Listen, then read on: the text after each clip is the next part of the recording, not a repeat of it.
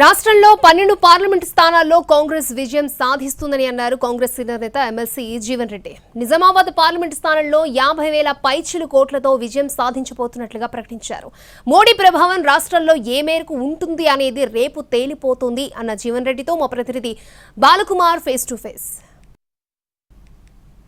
కౌంటింగ్కు countdown మొదలైంది. మరికొన్ని గంటల్లో ఎన్నికల ఫలితాలు రానున్నాయి. ఫలితాలకు సంబంధించి మరిన్ని వివరాలు మాట్లాడేందుకు నిజామాబాద్ లోక్సభ కాంగ్రెస్ అభ్యర్థి సీనియర్ నేత ఎమ్మెల్సీ జీవన్ రెడ్డి ప్రస్తుతం మనతో ఉన్నారు. సార్, అభ్యర్థిగా ఉన్నారు, ఎట్లా ఫలితాలు ఎట్లా ఉండబోతున్నాయి కాంగ్రెస్ పార్టీకి సంబంధించి? రేపు Nizamabad parliament we're very much confident, 100% will win. అందులో ఎందుకంటే పోలింగ్ సరళి గమనించిన, పోస్ట్ పోల్ మేము సరళి సమీక్షించిన ఫలితాలు అనుకూలంగా వస్తున్నటువంటి ఒక విశ్వాసం కనబడుతుంది. ఏ అంశాలు మీకు పనిచేస్తాయి అనుకుంటున్నారు? అంటే సైలెన్స్ ఓటింగ్ జరిగింది అనేది ప్రచారం జరిగింది పోలింగ్ సరళిలో.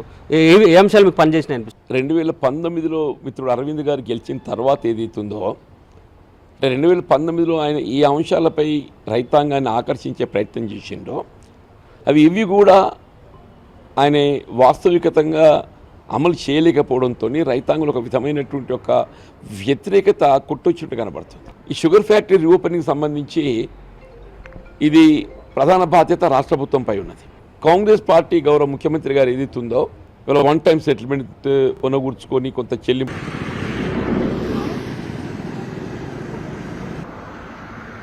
నిజామాబాద్ లోక్సభ ఎన్నికల కౌంటింగ్కు కౌంట్డౌన్ మొదలైంది. మరికొన్ని గంటల్లో ఎన్నికల ఫలితాలు రానున్నాయి. ఫలితాలకు సంబంధించి మరిన్ని వివరాలు మాట్లాడేందుకు నిజామాబాద్ లోక్సభ కాంగ్రెస్ అభ్యర్థి సీనియర్ నేత ఎమ్మెల్సీ జీవన్ రెడ్డి ప్రస్తుతం మనతో ఉన్నారు. సార్, అభ్యర్థిగా ఉన్నారు, ఫలితాలు ఎట్లా ఉండబోతున్నాయి కాంగ్రెస్ పార్టీకి సంబంధించి? రేపు Nizamabad parliament we're very much confident, 100% will win. అందులో ఎందుకంటే పోలింగ్ సరళి గమనించిన, పోస్ట్ పోల్ మేము సరళి సమీక్షించిన ఫలితాలు అనుకూలంగా వస్తున్నటువంటి ఒక విశ్వాసం కనబడుతుంది. ఏ అంశాలు మీకు పనిచేస్తాయి అనుకుంటున్నారు? అంటే సైలెన్స్ ఓటింగ్ జరిగింది అనేది ప్రచారం జరిగింది పోలింగ్ సరళిలో. ఏ అంశాలు మీకు పనిచేసినాయి అనిపిస్తుంది? 2019లో మిత్రుడు అరవింద్ గారు గెలిచిన తర్వాత ఏదైతుందో, అంటే 2019లో ఆయన ఈ అంశాలపై రైతాంగాన్ని ఆకర్షించే ప్రయత్నం చేసిండో అవి ఇవి కూడా ఆయన వాస్తవికతంగా అమలు చేయలేకపోవడంతో రైతాంగంలో ఒక విధమైనటువంటి ఒక వ్యతిరేకత కొట్టొచ్చినట్టు కనబడుతుంది. ఈ షుగర్ ఫ్యాక్టరీ రీఓపెనింగ్ సంబంధించి ఇది ప్రధాన బాధ్యత రాష్ట్ర ప్రభుత్వంపై ఉన్నది. కాంగ్రెస్ పార్టీ గౌరవ ముఖ్యమంత్రి గారు ఏదైతుందో ఇవాళ వన్ టైం సెటిల్మెంట్ కొనగూర్చుకొని కొంత చెల్లింపు చేయడం ఇవన్నీ కూడా ఏదైతుందో ఒక పాజిటివ్ దృక్పథం రైతాంగంలో కల్పింప చేయడం జరిగిందని చెప్పి భావిస్తున్నాం. తప్పకుండా రైతాంగం ఏదైతుందో కాంగ్రెస్ పార్టీకి అనుకూలంగా స్పందిస్తారు. బీజేపీ కూడా అంతే కాన్ఫిడెంట్గా ఉంది, 1,00,000 పైగా మెజారిటీతో మేము గెలవబోతున్నాం చెప్తున్నారు. ఎట్లా చూస్తారు సార్? సరే, ఎవరికి వాళ్ళు భావించడము సహజం. అది ఆయన భావిస్తుండొచ్చు, కానీ వాస్తవం ఏంటంటే రేపు తేలిపోతే ఈ సమయానికల్లా వాళ్ళ కాన్ఫిడెన్స్ అనేది మోడీ గారి మీద ఉన్నది, అరవింద్ గారి మీద లేదు.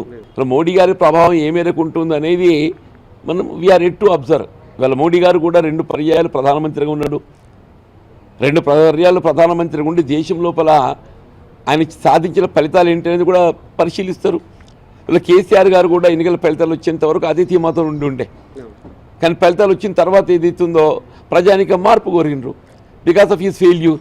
ఇక్కడ మోడీ గారు కూడా ఏదైతుందో ఒక హైప్ క్రియేట్ చేసుకుంటుండ్రు, ఆయన కానీ ఒక హైప్ క్రియేట్ చేసుకుంటుండ్రు.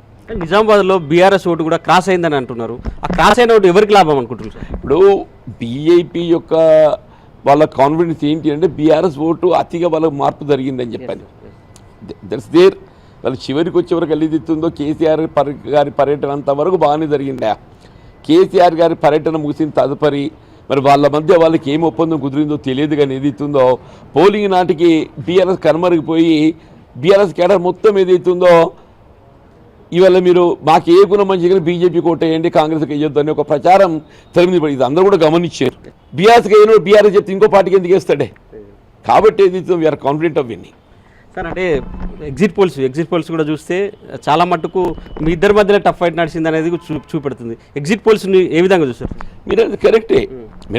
ఎగ్జిట్ పోల్ ఇక్కడ ఏదైతే ఉందో బీఆర్ఎస్ కనుమరుగైపోయింది. It went tough between Congress and BJP అని చూపెడుతున్నారు. As per exit poll is also not showing in their favour. ఇది ఎటు చూపెడతలేదు, టఫ్గా చూపెడుతుంది. కాబట్టి you can expect it. So స్టేట్లో ఎన్ని సీట్లు వచ్చే అవకాశం ఉంటుంది సార్? మేమైతే 10-12 ఎక్స్పెక్ట్ చేస్తున్నామే. సో పోలింగ్ సరళిని బట్టి అంటే ఎంత మెజార్టీ రావచ్చు అని ఒక అంచనా ఉంది సార్ మీకు కాంగ్రెస్ పార్టీ అభ్యర్థి? We may get about 50 and above. We may get 50 and above. Thank you sir. So ఇది మొత్తం మీద కాంగ్రెస్ ఎమ్మెల్సీ నిజామాబాద్ పార్లమెంట్ అభ్యర్థి జీవన్ రెడ్డి చెప్తున్నారు ఖచ్చితంగా 50,000 పైచిలకు ఓట్లతో తాను నిజామాబాద్ ఎంపీగా గెలవబోతున్నానని ధీమాగా చెప్తున్నారు. పోలింగ్ సరళి, ప్రభుత్వం చేస్తున్న అభివృద్ధి కార్యక్రమాలు, సిట్టింగ్ ఎంపీ వైఫల్యాలు తనను గెలిపిస్తాయనేది చెప్తున్నారు. కెమెరామెన్ రవిచరణ్తో బాల్కుమార్, ఎన్టీవీ, నిజామాబాద్.